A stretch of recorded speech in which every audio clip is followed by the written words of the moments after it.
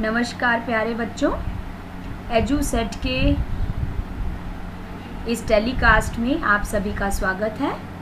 मैं डॉक्टर ज्योति अरोड़ा GSSS साकरस नू start करूंगी आपका साइंस का 5th chapter fundamental unit of life, जीवन की मौलिक इकाई। जीवन की मौलिक इकाई, मौलिक का मतलब क्या है? बेसिक, फंडामेंटल, मतलब जो हमारी बॉडी है, जीवन है।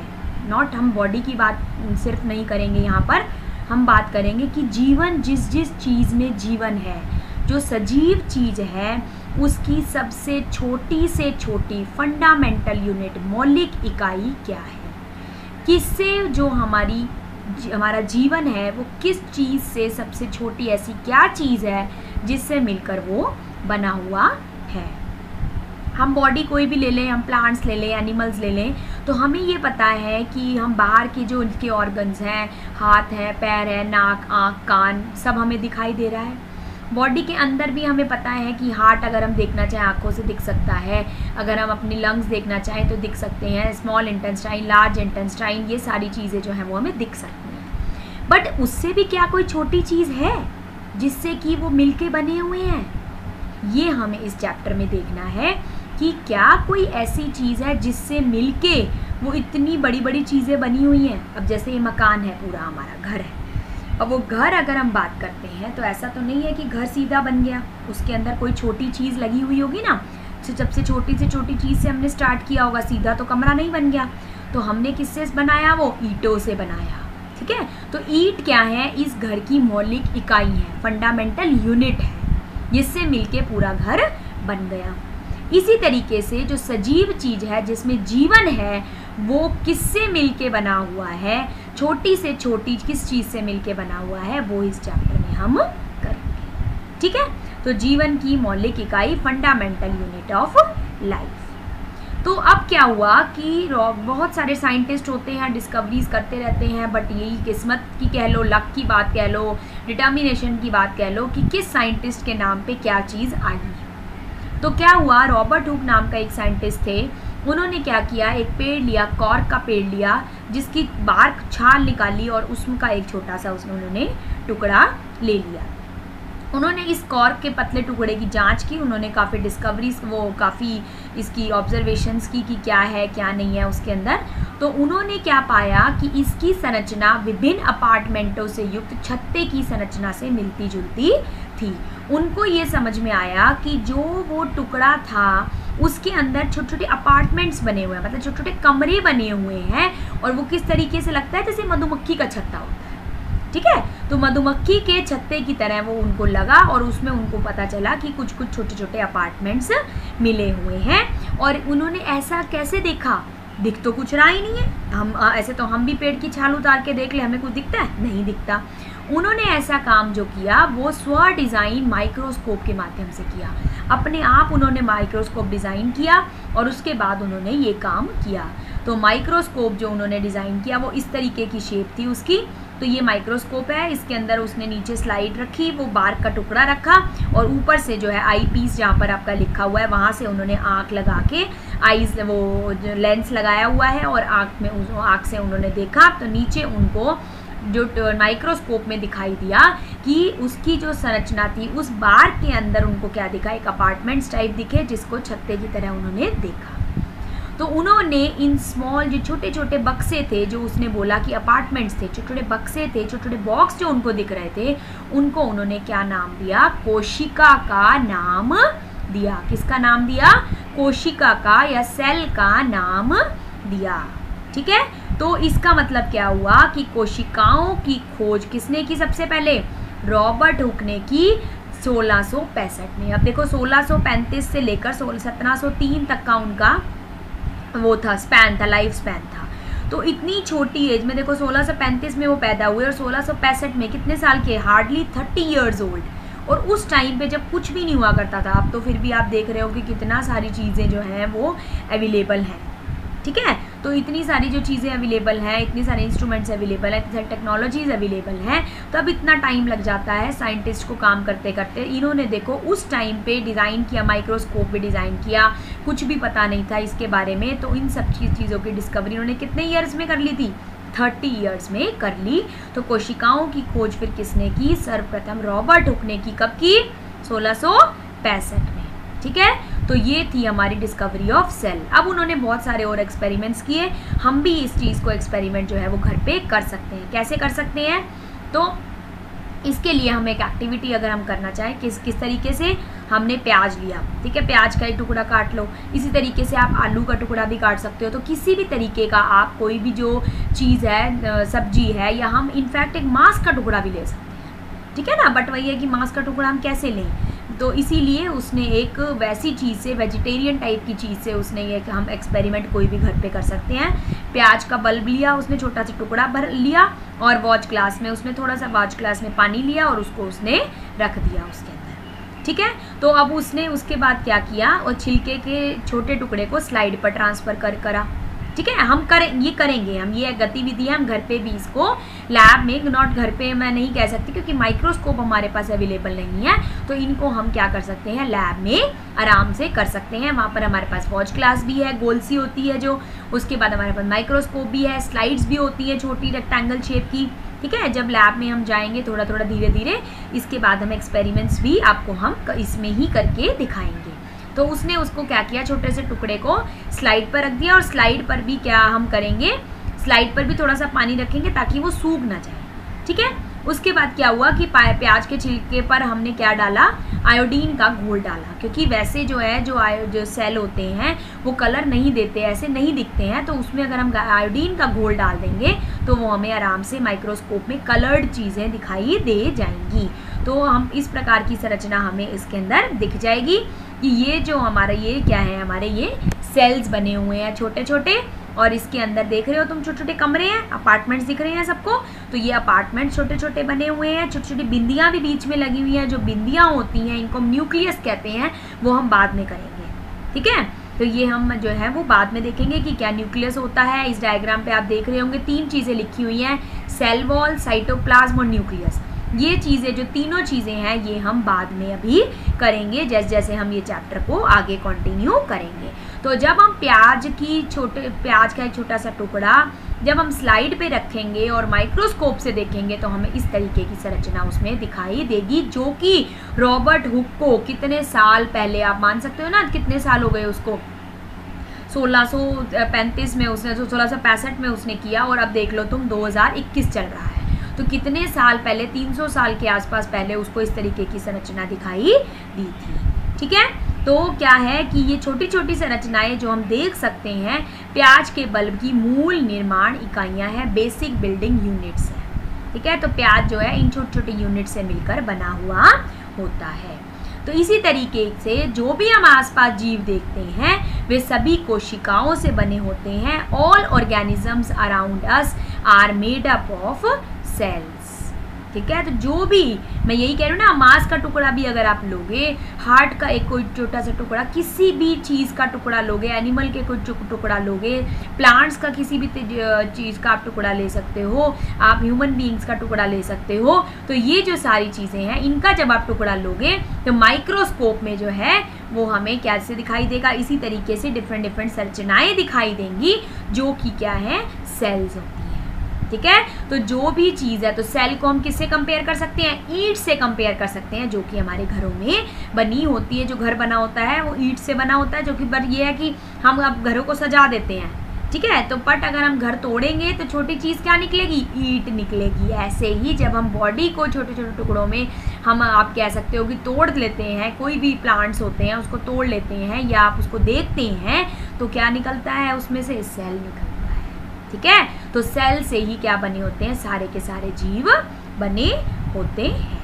अब क्या है, जीवों के प्रकार किस तरीके के हैं, टाइप्स ऑफ ऑर्गेनिजम्स। जीवों के प्रकार, 2 प्रकार के हमारे पास जीव हैं। एक कोशिकीय जीव, जिनको हम क्या कहते हैं, यूनिसेलुलर ऑर्गेनिजम्स, और दूसरे होते हैं मल्टी सेलुलर ऑर्गेनिजम्स। तो पहले हम यूनिसेलुलर ऑर्गेनिजम्स के बारे में बात करेंगे। यूनिसेलुलर ऑर्गेनिजम्स क्या होते हैं, एक एकल कोशिका एक संपूर्ण जीव का निर्माण करती है। एक ही कोशिका होती है, उसमें एक सेल, सिंगल सेल ही आप देखो कितना काम करता है। ठीक है, सिंगल सेल ही क्या करता है, इतना सारा काम कर लेता है। कौन कौन सा काम करता है, खाना भी बना लेता है, टुकड़े भी अपने कर लेता है अपने जैसे। नॉर्मली क्या है, जो सजीव चीज़ें होती हैं उनकी मेन प्रॉपर्टी क्या होती है, रिप्रोडक्शन की प्रॉपर्टी होती है। ठीक है, वो अपने जैसी रिप्रोड्यूस अपने जैसी एंटिटी को रिप्रोड्यूस कर सकते हैं। तो ये जो है यूनिसेलुलर ऑर्गेनिज्म, तुम ये देखो कि क्या कर सकते हैं, अपने आप को क्या कर सकते हैं, तोड़ भी सकते हैं। तोड़ने का मतलब अपनी रिप्रोडक्शन भी कर सकते हैं अपने जैसा। ठीक है, खाना भी खा लेते हैं, एक्सक्रीटरी सिस्टम भी होता है उनका। जब आप 10th क्लास में हो जाओगे ना तो अमीबा का हम एक्सक्रीटरी सिस्टम भी पढ़ेंगे उसके अंदर, कि किस तरीके से जो हमारा वो है ये जो हम भी खाया वो क्या होता है, बाहर भी निकलता है उसके अंदर से। ठीक है, तो ये सारी चीजें एक ही सिंगल सेल कर लेती हैं। समझ में आई? अब हमने प्याज में देखा कितने सारे सेल दिखाई दे रहे थे, कितने सारे कमरे थे, तो वो एक सिंगल सेल, उसमें से भी एक अपार्टमेंट, सिंगल अपार्टमेंट, वही सारा काम करता है। ऐसे ऑर्गेनिजम्स को हम क्या बोलते हैं, यूनिसेलुलर ऑर्गेनिजम्स। तो एक एकल कोशिका ही सभी कार्य करती है। उदाहरण के लिए अमीबा है, पैरामीशियम है, बैक्टीरिया है, वायरस है। ये इसमें थोड़े डायग्राम बने हुए हैं। ये एक ही कोशिका होती है, जिससे ये डायग्राम जो हम ये देख रहे हैं, एक ही कोशिका है जो ये सारा काम कर लेती है।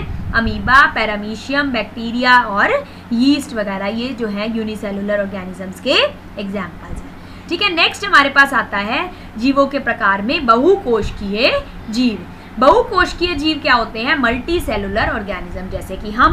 तो इसके में क्या होता है, कई कोशिकाएं एक साथ एक शरीर में समूह बनाकर जीव का निर्माण करती हैं। बहुत सारी कोशिकाएं होती है। अब तुम ये देखो, हार्ट कितनी सारी कोशिकाओं से मिलकर बना है, लंग्स कितनी सारी कोशिकाओं से मिलकर बना है, आईज कितनी सारी कोशिकाओं से मिलकर बनी है। तो कितनी सारी कोशिकाएं मिलती हैं और अलग अलग पार्ट्स बनाती हैं, और उन पार्ट्स से मिलके क्या बनता है, हमारी बॉडी बनती है। तो सेल के बाद आते हैं टिश्यू जो उत्तक, नेक्स्ट चैप्टर आएगा आपका। उत्तक से बनते हैं ऑर्गन से बनते हैं हमारे क्या बन जाते हैं, ऑर्गेनिज्म बन जाते हैं, जीव बन जाता है। ठीक है, तो क्या हुआ, सबसे पहले क्या बना, सेल के बाद हमारे पास क्या आए, ऑर्गेनल भी आते हैं, वो अभी हम नेक्स्ट एक दो स्लाइड बात करेंगे। ऑर्गेनल के बाद क्या आए हमारे पास, टिश्यू, उत्तक के बाद हमारे पास क्या है, ऑर्गन्स। ठीक है, और ऑर्गन के बाद हमारे पास ऑर्गेनिज्म बन गया। तो बहुकोशिकीय जीव में बहुत सारी कोशिकाएं मिलकर एक शरीर में समूह बनाकर जीव का निर्माण करती हैं। प्रत्येक कोशिका अलग और विशिष्ट कार्य करती है। अब हार्ट अलग कार्य करता है, हार्ट के अंदर ऑब्वियसली जो सेल है उसका अपना काम है। समझ में आई ना? इसी तरीके से जो आपके पास ऐसे ही कोशिकाएं भी बहुत सारे प्रकार की होती हैं। हार्ट में तो सेल हो गए, ठीक है, सेल भी बहुत सारे प्रकार के होते हैं, तो हर सेल अपना अपना अलग अलग कार्य करता है। तो उदाहरण के लिए क्या है, मल्टी सेलुलर ऑर्गेनिज्म में फंगाई होती है, कुछ प्लांट्स हैं, हमारे पास एनिमल्स हैं। ठीक है, और प्रत्येक बहुकोशिकीय जीव भी एकल कोशिका से ही आया है। मतलब एक एक कोशिका मिलके ही तो बहुकोशिकीय जीव बना रही है भाई। ठीक है, तो बहुकोशिकीय जीव भी किससे आया है, एकल कोशिका से आया है। तो टाइप्स ऑफ ऑर्गेनिज्म, जीवों के दो प्रकार हैं, एक कोशिकीय जीव और बहुकोशिकीय जीव। एक कोशिकीय जीव सिंगल, बिल्कुल एकदम एक सिंगल सेल से मिलकर बना हुआ है। ठीक है, और बहुकोशिकीय जीव में बहुत सारे सेल बने हुए हैं और हर सेल का अपना काम है। ठीक है, हर सेल का अपना काम है। अब जैसे हम कह रहे हैं लंग्स में भी है, हार्ट में भी सेल है। अब लंग्स में भी बहुत सारे प्रकार के सेल हैं, हार्ट में भी बहुत सारे प्रकार के सेल हैं, और हर सेल का अपना काम है। और उन सेल के अंदर भी और बहुत सारी चीज़ें हैं जिनका अपना अलग काम है। तो अभी हम हर स्लाइड में हम एक एक चीज़ का काम देखते चले जाएंगे। ठीक है, तो ये हो गए हमारे पास जीवों के प्रकार। नेक्स्ट हमारे पास अब आता है जीवों के प्रकार कर लिए। अब हमारे पास आता है विभिन्न प्रकार की कोशिकाएं, डिफरेंट टाइप्स ऑफ सेल्स भी डिफरेंट टाइप के होते हैं। ऑर्गेनिज्म तो हो गए, सेल्स भी अब उसके अंदर डिफरेंट टाइप के। अब एक कोशिकीय जीव में तो एक सेल हो गया, चलो बात खत्म। जो बहुकोशिकीय जीव है भाई, उसमें तो बहुत सारे टाइप के सेल हैं। तो वही अब हम देखेंगे कि कितने प्रकार की कोशिकाएं होती हैं। पहला आता है हमारे पास बहुकोशिकीय जीवों में विभिन्न प्रकार की कोशिकाएं होती हैं। Multicellular organisms have cells of different types. अब ये देखो different types of human cell कौन कौन से हैं। स्टेम सेल्स हैं, बोन सेल्स है, ब्लड सेल्स है, मसल सेल है, नर्व सेल है, स्किन सेल है, फैट सेल्स है, कैंसर सेल्स है, पैनक्रियाटिक सेल्स है, सेक्स सेल्स है। कितने सारे टाइप के भैया सेल्स हैं हमारी बॉडी में, और हर सेल जो है वो अलग अलग काम करती है। ये प्लांट्स के हमारे पास प्लांट सेल हैं, different types of plant cell. Plant cell में हमारे पास क्या होते हैं, गार्ड सेल्स होते हैं, ये पैलिसेड सेल्स होते हैं, एपिडर्मिक सेल्स होती हैं। इसी तरीके से बहुत सारे क्या होते हैं सेल्स किस में होते हैं, प्लांट सेल में होते हैं। प्लांट सेल की देखो शेप कैसी है, एनिमल सेल की देखो कितनी डिफरेंट शेप है, तो they have different shapes also. The plant cell और एनिमल सेल का जो डिफरेंस है, very very important question of this chapter कि प्लांट सेल और एनिमल सेल में क्या डिफरेंस होता है। ठीक है, तो ये हमारे पास हो गया। अब क्या है, शेप एंड साइज कोशिकाओं का आकार और आकार उनके द्वारा किए जाने वाले कार्यों पर निर्भर करता है। कोशिकाओं का जो आकार है और कार्य है, जो कि शेप एंड साइज, ठीक है, shape and size of the cell depends on their functions they perform. जो वो फंक्शंस कर रहे हैं वो किस पे डिपेंड करता है, उनके शेप के ऊपर, उनके साइज के ऊपर डिपेंड करता है। समझ में आई? तो जो जिस तरीके की उसकी शेप होगी, जिस तरीके का उसका सेल होगा, उसी तरीके का उनका काम हो जाएगा। तो डिफरेंट टाइप्स ऑफ हमारी बॉडी में सेल्स होते हैं। नेक्स्ट हमारे पास आता है कि सेल्स काम कैसे करते हैं। इतने सारे सेल्स हैं भाई, हम तो नहीं बता रहे सेल को कुछ जाके भाई तूने ये काम करना है, तूने ये काम करना है। हमने कभी बॉडी को बताया कि हार्ट को हमने कभी जाके बोला तूने क्या काम करना है? हमने किसी कोशिका को बोला जाके तुमने क्या काम करना है? नहीं, they automatically performs their function. That is the great thing of the universe, you can say, है ना। हमें नहीं पता है कि वो कैसे काम कर रहे हैं, बट अगर कोई भी चीज़ खराब हो जाती है तो कितनी मुश्किल हो जाती है आर्टिफिशियल चीज़ लगाने के लिए, बनाने के लिए। समझ रहे हो ना? तो हमारी बॉडी में इतनी छोटी छोटी चीज़ें हैं which are performing their functions on their own, और इतना हमें भगवान जी ने बुद्धि दी है, and we are not at all interesting in studying. तो वी शुड स्टडी, ठीक है, we should perform the functions well as the cells are performing their functions without any information. कुछ नहीं है उनके पास, कोई नहीं है बताने के लिए, बट हमारे पास सब कुछ बताने के लिए, हम फिर भी नहीं कुछ काम कर रहे हैं। सो अब हमने देखना है कि कोशिकाएं अपना कार्य कैसे करती हैं। प्रत्येक कोशिका में कुछ विशिष्ट घटक होते हैं जिन्हें कोशिकांग के रूप में जाना जाता है। पर्टिकुलर हर सेल के अंदर कुछ पर्टिकुलर टाइप के क्या होते हैं, कंपोनेंट्स होते हैं जिन्हें ऑर्गेनल्स बोला जाता है। क्या कहा जाता है? जिन्हें ऑर्गेनल्स कहा जाता है। ये जो ऑर्गेनल्स होते हैं, ये देखो, ये ऑर्गेनल्स मैंने साइड में आपको दिखा रखे हैं, इनकी अलग अलग शेप्स हैं। अब ये ऑर्गेनल्स जो हैं, जैसे उदाहरण मैंने दे रखा है, गोल्गी उपकरण, माइटोकॉन्ड्रिया, राइबोसोम, अंतर्द्रव्यी जालिका, इस टाइप के जो हैं ऑर्गेनल्स होते हैं बॉडी में। सेल के अंदर, सेल के अंदर भी घटक हैं, तो वो क्या कर रहे हैं, डिफरेंट डिफरेंट काम करते हैं। ठीक है, एक सेल है, सेल के अंदर भी क्या है, ऑर्गेनल्स होते हैं। तो ये गोल्गी उपकरण, माइटोकॉन्ड्रिया, राइबोसोम, इसकी सारी डिटेल अभी हमने करनी है कि क्या ये काम करते हैं। ठीक है, गोल्गी उपकरण को इंग्लिश में भी गोल्गी उपकरण एपरेटस बोलते हैं, माइटोकॉन्ड्रिया होता है, राइबोसोम होता है, अंतर्द्रव्यी जालिका को हम क्या बोलते हैं, एंडोप्लाज्मिक रेटिक्यूलम बोलते हैं। इसकी डिटेल अभी नेक्स्ट जो आपके ट्यूटोरियल आएगा उसमें आ जाएगी। नेक्स्ट हमारे पास आता है कि प्रत्येक प्रकार के कोशिकांग एक विशेष कार्य करते हैं। राइबोसोम अपना काम करेगा, माइटोकॉन्ड्रिया अपना काम करेगा, गोल्गी अपरेटस अपना काम करेगा, एंडोप्लाज्मिक रेटिकुलम अपना काम करेगा, प्लास्टिड अपना काम करेंगे। ये सारे जो ऑर्गेनल्स हैं वो अपने अपने तरीके से अपना अपना विशेष कार्य करते हैं। उदाहरण के लिए सेल में नई सामग्री बनाना, सेल से वेस्ट मटेरियल को बाहर निकालना, इस तरीके की जो काम है वो हर पर्टिकुलर ऑर्गेनल अपना अपना काम करता है। अब ये नहीं है कि माइटोकॉन्ड्रिया अगर सेल में नई सामग्री बना रहा है तो वो अपशिष्ट पदार्थ भी निकालेगा, नहीं, हर ऑर्गेनल का अपना अपना काम होता है।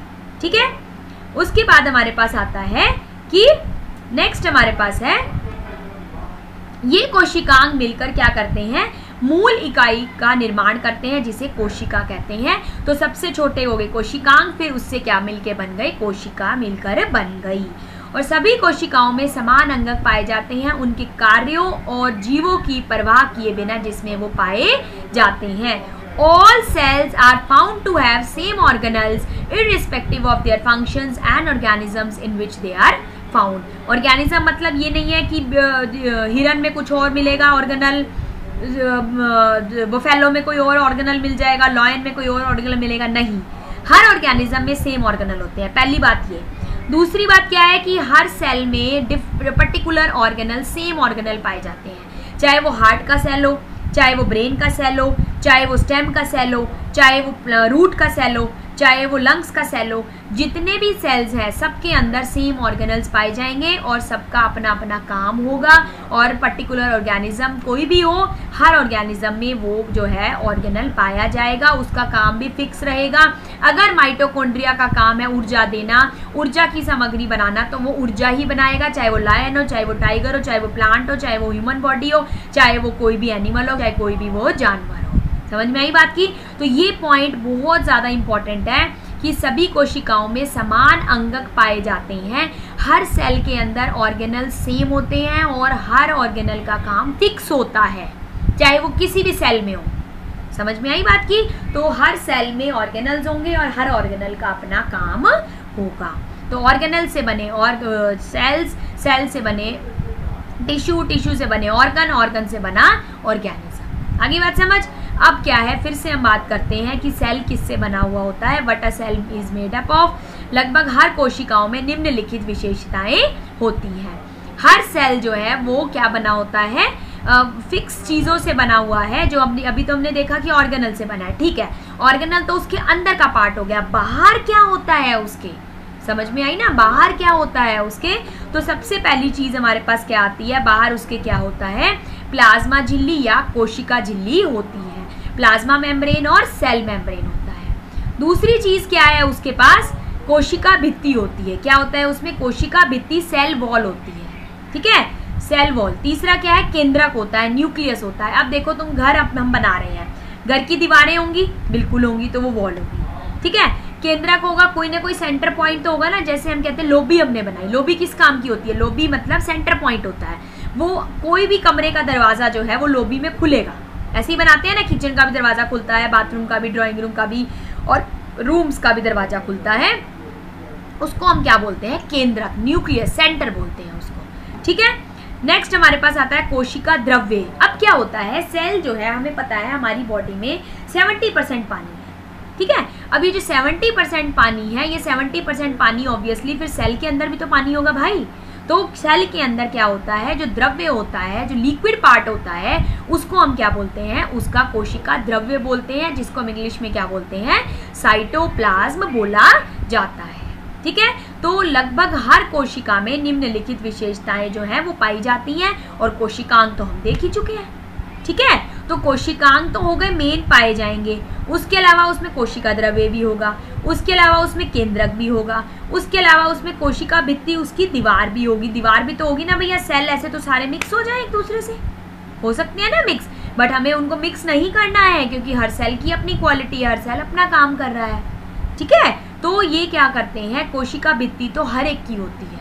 और लास्ट हमारे पास आता है प्लाज्मा झिल्ली या कोशिका झिल्ली। प्लाज्मा मेम्ब्रेन और सेल मेम्ब्रेन जो है वो मेन चीज़ इसके अंदर है। तो सारी की सारी चीज़ें जो हैं सेल जो है इनसे बनी होती है और सारी की सारी चीज़ मेन है। हम ये नहीं कह सकते कि कोशिका झिल्ली इंपॉर्टेंट नहीं है, सेल वॉल इंपॉर्टेंट नहीं है, न्यूक्लियस, कुछ सब कुछ इंपॉर्टेंट है क्योंकि सेल हर चीज़ से मिलकर बना। अब हम ये कहें कि भैया बाथरूम तो ज़रूरी नहीं है, किचन ज़रूरी है, नहीं, किचन भी उतनी ज़रूरी है जितना बाथरूम ज़रूरी है। हम कहें भैया नहीं बेडरूम ज़रूरी नहीं है बट हमें तो ड्राइंग रूम चाहिए, नहीं, ऐसा नहीं होगा। बेडरूम भी उतना ज़रूरी है जितना हमारे पास क्या है, ज़रूरी ड्राइंग रूम है हमारा। तो हर एक चीज़ का अपना फंक्शन होता है, हर कमरे का अपना एक फंक्शन है। बाथरूम है तो बाथरूम चाहिए, टॉयलेट है टॉयलेट चाहिए, किचन है किचन चाहिए। ऐसे ही कोशिका में भी हर जो चीज़ें हैं हर एक का अपना काम होता है। प्लाज्मा मेम्ब्रेन है, सेल मेम्ब्रेन का अपना काम है, सेल वॉल के बिना बात नहीं बनती। बट हाँ हम ये ज़रूर कह सकते हैं कि सेल वॉल किस में है, एनिमल सेल में होती है और प्लांट सेल में है नहीं है, वो ठीक चीज़ है। सेल वॉल अभी हमें देखेंगे कि किस में होती है, प्लांट सेल में होती है या एनिमल सेल में होती है, नहीं होती है, ठीक है। न्यूक्लियस सब में है, साइटोप्लाज्म सब में है और क्या ऑर्गेनल्स सब में है। तो ये ऑर्गेनल्स बस ये हो सकते हैं कि ऑर्गेनल्स जो है अगर 10 टाइप के हैं तो ज़रूरी नहीं है कि 10 के 10 टाइप के ऑर्गेनल्स जो है वो प्लांट्स में भी पाए जाएं और एनिमल्स में भी पाए जाएं। हो सकता है कि अगर 8 ऑर्गेनल उसमें है तो 9वां जो उसमें ऑर्गेनल है वो डिफरेंट हो, या 10 ऑर्गेनल अगर टोटल है तो 2 ऑर्गेनल डिफरेंट हो एनिमल के और 2 ऑर्गेनल प्लांट के डिफरेंट हो, ठीक है, क्योंकि प्लांट्स की थोड़ी सी अपनी प्रॉपर्टी भी तो है ना, वो ग्रीन कलर के होते हैं, तो उसका भी तो कोई वो होगा ना, रिस्पॉन्सिबिलिटी होगी किसी चीज़ को लेकर, तो उसके लिए भी तो कोई चीज़ रिस्पॉन्सिबल होगी, वो भी कि कौन रिस्पॉन्सिबल है, सेल के अंदर है ऑर्गेनल्स। आई बात समझ में? तो इसीलिए ये जो चीज़ें हैं हर कोशिका में ये सारी चीज़ें जो हैं वो पाई जाती हैं। प्लाज्मा झिल्ली, कोशिका झिल्ली, सेल वॉल, न्यूक्लियस, साइटोप्लाज्म और ऑर्गेनल्स पाए जाते हैं। इनका क्या क्या काम है, क्या करते हैं, ये किस लिए इम्पॉर्टेंट है, ये हम नेक्स्ट ट्यूटोरियल में इसको देखेंगे, ठीक है।